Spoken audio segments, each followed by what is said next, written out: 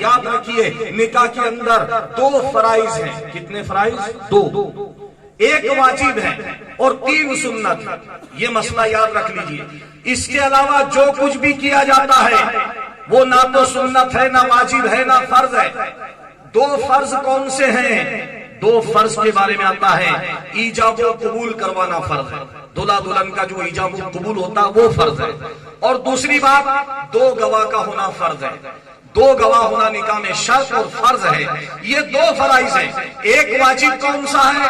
تو فرمایا مہر ادا کرنا واجب ہے. آج بڑے افسوس کی بات ہے کہ بینڈ باجے والے کو پیسے دے دیے جاتے ہیں. نکاح میں ولیمہ کا خرچہ ہوتا ہے، کرانے والے کو پیسے دے دیے جاتے ہیں. نکاح کے اندر اگر کوئی دوسرے مہمان آتے ہیں، سارے خرچے ٹینٹ سے لے کر باجے تک اور رخصتی سے لے کر بارات تک سارا پیسہ دے دیا جاتا ہے اور مہر کا پیسہ ادھار کر دیا جاتا ہے. ارے مہر سب سے افضل مہر وہ ہوتی ہے جو دلہن کی رخصتی سے پہلے ادا کر دی جائے. لیکن آج بڑے افسوس کی بات ہے کہ کہیں پر بھی مہر نقد نہیں دی جاتی ہے، مہر کو ادھار کر دیا جاتا ہے. اور جب شوہر کا انتقال ہو جاتا ہے اس وقت عورت کو لایا جاتا ہے کہ مہر معاف کر دو، مہر معاف کر دو. ارے میرے بھائی، شادی میں 10 لاکھ روپے خرچہ کرے، 20 لاکھ روپے خرچہ کرے اور عورت کا مہر ادا نہ کر سکا تو کیا نکاح کیا؟ عورت کا کون سا حق ادا کرے گا؟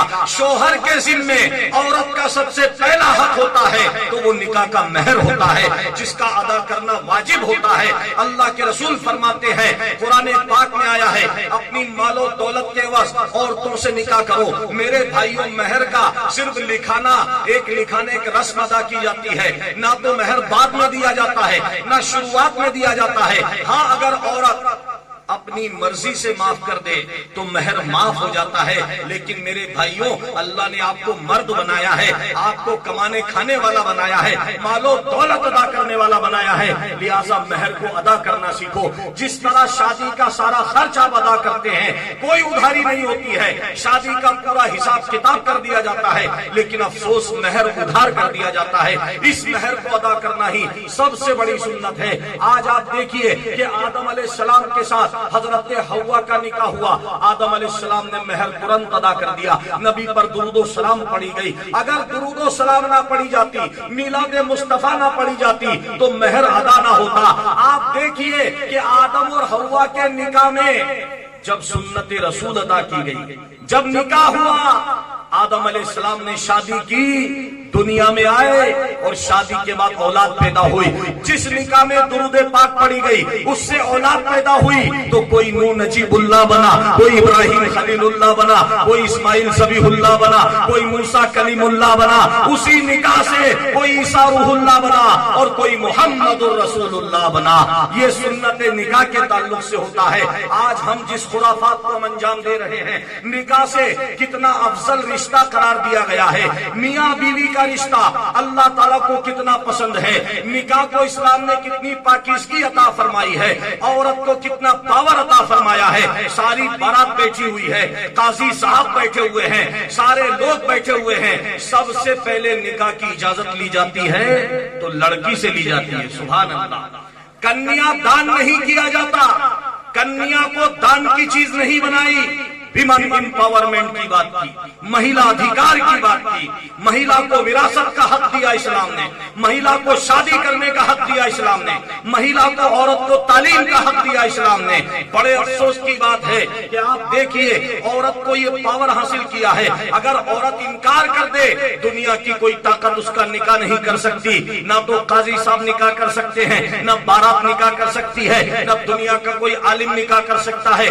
سب سے پہلے عورت سے اجازت لی جاتی ہے، عورت سے ایجاب کیا جاتا ہے، اس کے بعد دلہے سے قبول کروایا جاتا ہے، اس کے بعد ہی نکاح ہوتا ہے. میرے بھائیوں، نکاح کو کتنی عظیم اللہ تعالیٰ نے عظیم مرتبہ عطا فرمایا ہے، عظیم رتبہ عطا فرمایا ہے کہ جب آدم اور حوا کا نکاح ہوا اور دنیا میں ان کو نازل کیا گیا تو الگ الگ جگہوں پر نازل کیا گیا. حضرت حوا کو نازل کیا جدہ کے اندر، جو کہ آج سعودی عرب کا انٹرنیشنل ایئرپورٹ ہے، جدہ کے اندر نازل کیا. اور آدم علیہ السلام کو کہاں پر نازل کیا؟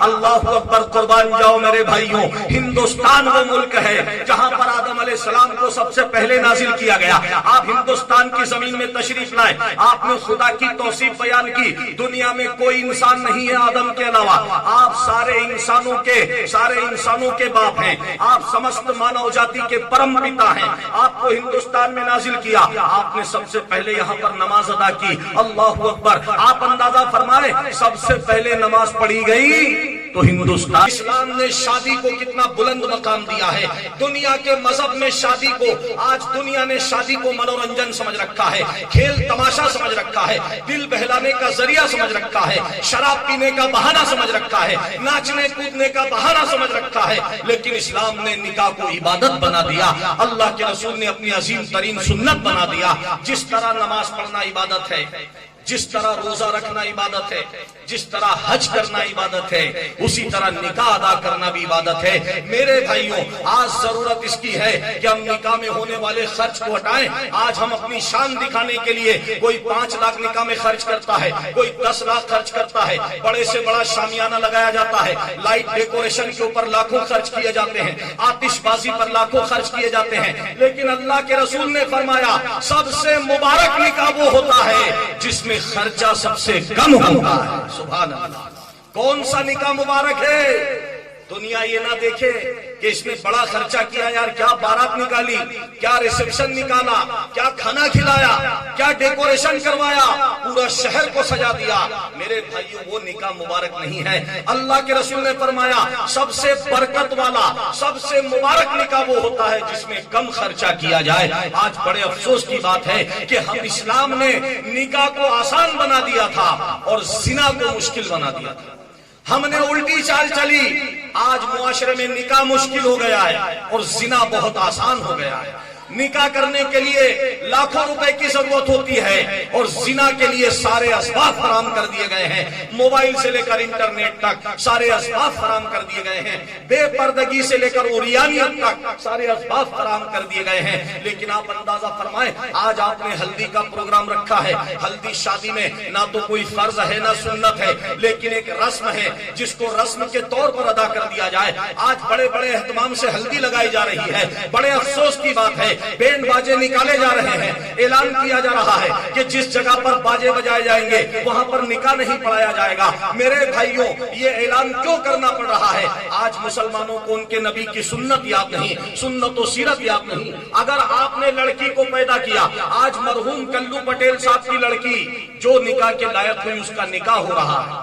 اللہ کے رسول نے فرمایا جس نے ایک بیٹی کا 2 بیٹی کا پرورش کا خرچہ اٹھایا، اسے تعلیم سکھائی، اسے جوان کیا اور اچھی جگہ اگر اس کا رشتہ کر دیا تو فرمایا وہ جنت میں میرے اتنی قریب ہوگا جتنا کہ ایک ہاتھ میں 2 انگلیاں قریب ہوتی ہے۔ سبحان اللہ۔ بیٹی کا باپ بڑا خوش نصیب ہوتا ہے۔ اللہ کے رسول کو اللہ تعالیٰ نے 4 بیٹی عطا فرمائی، 3 بیٹے عطا فرمائے، تینوں بیٹے آپ کے دنیا میں آپ کے اپنے زندگی کے اندر بچپنے میں انتقال کر گئے۔ 4 بیٹیاں جوان ہوئی، 4 بیٹیوں کا آپ نے نکاح فرمایا۔ ایک کا نکاح حضرت فاطمہ الزہرا کا نکاح حضرت مولا علی مشکل کشا سے فرمایا اور 2 بیٹیوں کا نکاح آپ نے حضرت عثمان سے فرمایا۔ اسی لیے حضرت عثمان غنی کو ذو النورین کہا جاتا ہے۔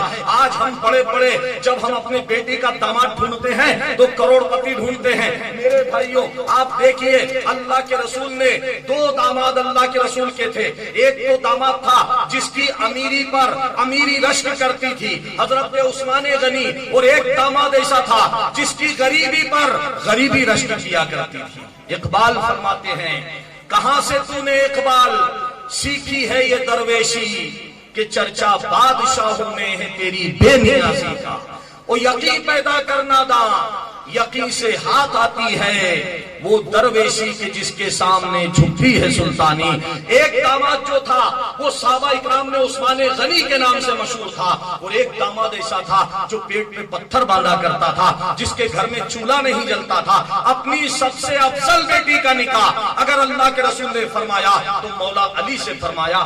آج بڑے افسوس کی بات یہ ہے کہ ہم بھی نکاح کرتے ہیں، شادی کا طریقہ کیا جاتا ہے، بارات کا اسلام میں کوئی تصور نہیں ہے. لڑکی اس نے پیدا کی ہے, وہ بیچارہ دہیج بھی دے رہا ہے, لڑکی بھی دے رہا ہے. دان دہیج کا اسلام نے تصور نہیں, اسلام نے دہیج کو حرام قرار دیا اور بیٹی کو وراثت میں حق دیا. سبحان اللہ. باپ کی سمپتی میں اگر بیٹی کو کوئی حق دے سکا ہے, دنیا کا کوئی مذہب ایسا نہیں جو بیٹی کو وراثت کا حق دیتا ہو. اسلام وہ مذہب ہے جس نے بیٹی کو وراثت کا حق دیا.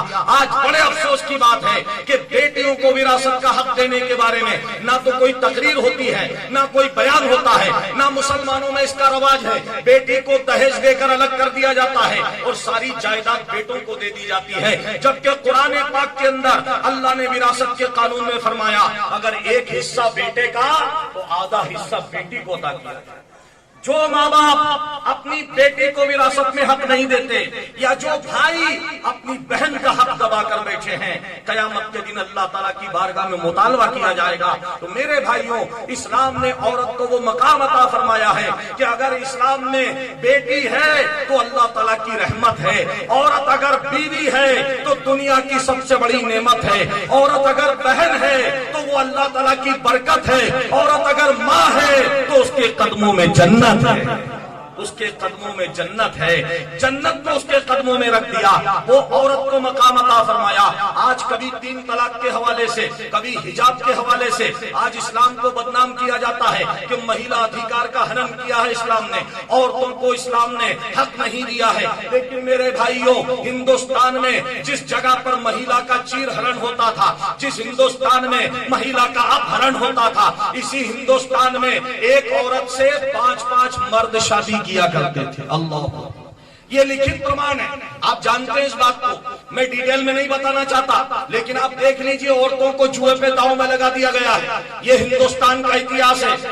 آج بیٹی بچاؤ کی بات ہو رہی ہے, آج لاڈلی بہنا یوجنا کی بات ہو رہی ہے, آج بیٹی پڑھاؤ کی بات ہو رہی ہے, بیٹیوں کو حق دینے کی بات ہو رہی ہے. تو یہ صدقہ ہے محمد رسول اللہ کا, اور اس نظام کو بچایا ہے تو حسین ابن رسول اللہ نے بچایا. آج بیٹی بچاؤ کی بات ہوتی ہے, آج مہیلا ادھیکار کی بات ہوتی ہے, مہیلا کو آزادی دینے کی بات ہوتی ہے. لیکن اسی ہندوستان میں اگر کسی بیٹی کا, اگر کسی عورت کا شوہر مر جاتا تو اسے چتا میں ستی بنا کر جلا دیا جاتا تھا. یہی ہندوستان میں بیٹی کو جوئے میں داؤ پر لگا دیا جاتا تھا. بھرے دربار میں بیٹی کا چیر ہرن ہوتا تھا, پورا دربار تماشا دیکھتا تھا.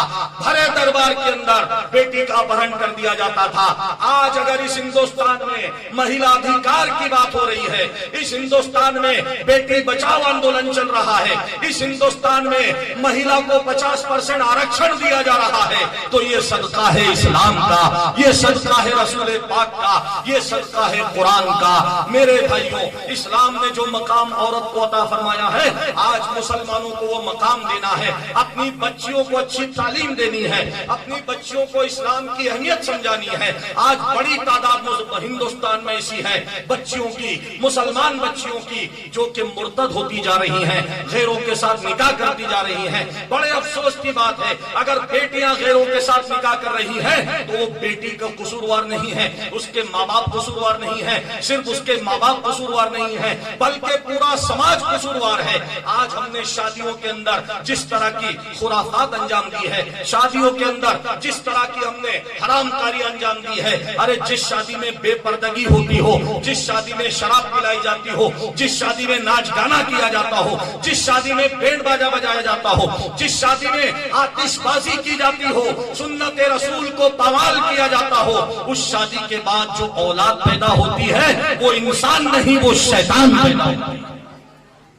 آج ماں باپ شکایت کرتے ہیں کہ ہمارا جو بیٹا ہے, ہماری بیٹی ہمیں گالیاں دیتی ہے. ماں باپ کو بیٹے اپنے گھر سے نکال دیتے ہیں, شادی ہوتے ہی ماں باپ کو چھوڑ کے الگ چلے جاتے ہیں.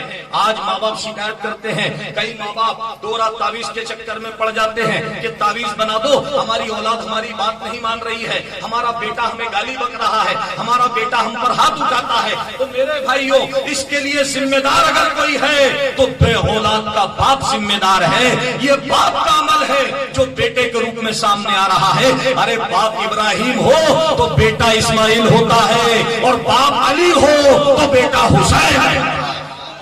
باپ علی ہو تو بیٹا حسین ہوتا ہے. ایسے باپ بنو تمہاری اولاد بھی اس طرح پیدا ہوگی اور اس طرح بنے گی. آپ اندازہ فرمائیں آج ماں باپ شکایت کرتے ہیں. میں ان ماں باپ سے پوچھنا چاہتا ہوں کہ جب آپ نے نکاح کیا تھا آپ کے نکاح میں کون سی سنت کا خیال رکھا؟ آپ نے اللہ کی نافرمانی کی, آپ نے نکاح میں رسول کی نافرمانی کی. آج آپ کی اولاد آپ کی نافرمانی کر رہی ہے. اگر بیٹی پیدا ہو رہی ہے تو غیروں کے ساتھ نکاح کر رہی ہے, اور بیٹا پیدا ہو رہا ہے تو ماں باپ کو گالیاں دے رہا ہے, ماں باپ کے اوپر ہاتھ اٹھا رہا ہے. یہ تمام کام کیوں ہو رہے ہیں؟ دیکھیے اللہ کے رسول نے نکاح کو